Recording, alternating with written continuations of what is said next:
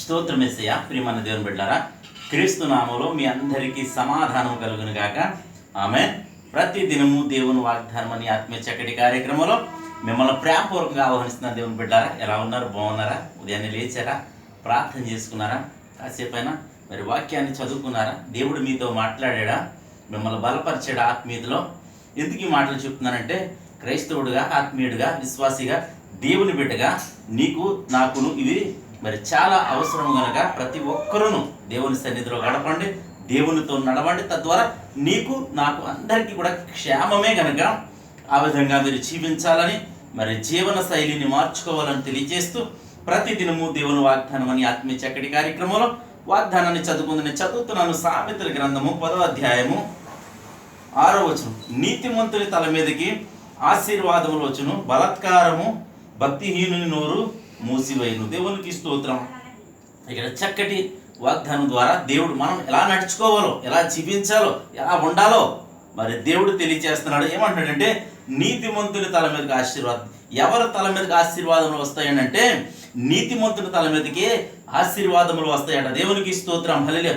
పౌలు గారు మరి తన పత్రికలో రాస్తూ తిమోతికి ఏమంటాడంటే, నీతిని వెతికి దాన్ని వెంటాడుము అని మరి చెప్తాడు కనుక, ఆ విధంగా నీతిని వెంటాడినప్పుడు మనము దేవుని వెంటాడినట్టు, అలాగే దేవుని వెతికినట్టు, దేవుని వెంటే మనం నడుస్తున్నట్టు కనుక, దేవుడు నీతిమంతుడే కనుక మనమును కూడా నీతిమంతులుగా జీవించాలనే దేవుడు కోరుకుంటున్నాడు కనుక, దేవుడు మనం నీతిమంతులుగా జీవిస్తే మనలను ఆశీర్వదించాలని మరి కోరుకుంటూ మరి ఈ వాగ్దానాన్ని నిన్ను ఎంతగానో ప్రేమించి నీకు ఇస్తున్నాడు కనుక ప్రతి ఒక్కరూ మరి నీతిమంతులుగా జీవించాలి. తద్వారా మనము ఆశీర్వదించబడాలి, అనేకులకు ఆశీర్వాదకరంగా మార్చబడాలి కనుక ప్రతి ఒక్కరూ మరి వాగ్దానాన్ని బట్టి మరి ఇది నా కోసమే దేవుడు నాతో మాట్లాడాడని ఒకవేళ నువ్వు విశ్వసించి గ్రహించగలిగి నీ జీవితాన్ని ఒకవేళ మార్చుకోగలిగితే ఆశీర్వాదం నీ సొంతం కనుక ప్రతి ఒక్కరూ ఆ విధంగా ఉండాలని తెలియజేస్తూ, అలాగే ఎవరన్నా రోగులు ఉంటే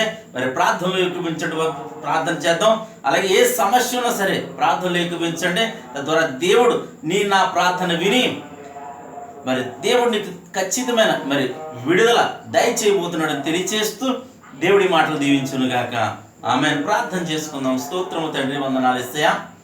ప్రతి దినము దేవుని వాగ్దానం అనే ఆత్మ చక్కటి కార్యక్రమంలో తండ్రి మీరిస్తున్న వాగ్దానం ప్రభువా, నీతిమంతుని తల మీదకి ఆశీర్వాదములు వచ్చును అంటున్నావు ప్రభా. ఎంతమంది ప్రజలు రోడ్డు మార్గంగా వెళ్తూ చదువుతున్నారు, యూట్యూబ్ ద్వారా చదువుతున్నారు, వింటున్నారు, ప్రార్థనలో ఎక్కుపిస్తున్నారు, ఫేస్బుక్ ద్వారా, వాట్సాప్ ద్వారా నా తండ్రి ఎంతమంది ప్రజల ప్రభా ఎక్కుపిస్తున్న వారందరి జీవితాల్లో ప్రభా ఈ వాగ్దానాన్ని నెరవేర్చమని ప్రార్థిస్తున్నాను. రోగులుంటే స్వస్థపరచమని ప్రార్థిస్తున్నాను ప్రభా. అలాగే తండ్రి మా గ్రామాన్ని, మా రాష్ట్ర, మా దేశాన్ని కాచి కాపాడమని, సరిహద్దులో నెమ్మదిని తెచ్చి ఎవరెవరు ఏ అవసరతలతో ఉంటే, ఏ ప్రార్థన అవసరత కోరుతుంటే వారందరి జీవితాల్లో నీ కృపను ఉంచమని, దీవించమని. ఈ దినం పెళ్లి రోజున పుట్టినరోజుగా జరిపించుకున్న ప్రతి బిడ్డకి క్షేమాన్ని, సమాధానాన్ని, సంవత్సరం అంతా ఈ దయకిరీటాన్ని దయచేయమని. అలాగే ప్రభా ఆయా రీతిగా ప్రభా బిడ్డలు ఇంకా నాయన ఎగ్జామ్స్ రాస్తూ ఉన్నారు ప్రభా, CET అని, అలాగే ప్రభా అనేక రకమైన నాయన ఎగ్జామ్స్ రాస్తుండగా నా తండ్రి ప్రతి ఒక్కరికి నాయన ప్రభా నాయన మంచి మార్కులను గ్రహించమని, అలాగే వారు రాస్తుండగా మంచి జ్ఞానం, జ్ఞాపశక్తిని దయచేయమని. ఈ దినం నీ బిడ్డలు చేయి ప్రయాణాల ప్రయత్నాల్లో రాకపోకలో సమస్తంలో మీరే తోడండి, మహిమ పొందమని యేసు నామమున పెట్టడుచున్నాము పరమ తండ్రి. ఆమేన్.